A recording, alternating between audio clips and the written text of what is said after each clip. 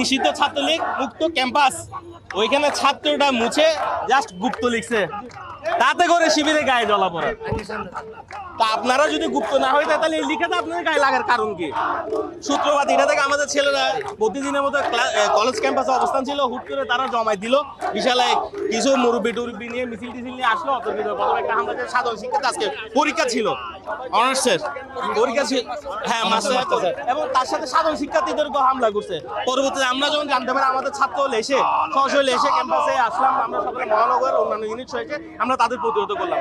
এখন বর্তমান city college সন্ত্রাসীদের গুপ্তদের দখল মুক্ত।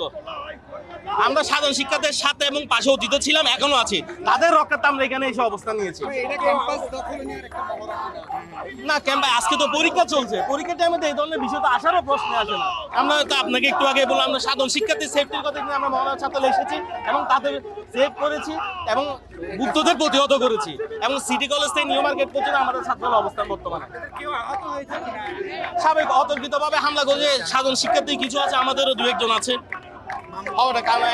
হুট করে পিছন থেকে কেউ এসে অতর্কিতভাবে হামলা করলে তো স্বাভাবিক আহত হবে, কিন্তু তারাও আল্লাহর রহমতে আমরা যে পরিমাণ গুছিয়েছে তারা এখন থেকে দেখছেন আমরা অবস্থান এখন পর্যন্ত তাদেরকে প্রতিহত করেছি। ক্যাম্পাস দখল মুক্ত আছে,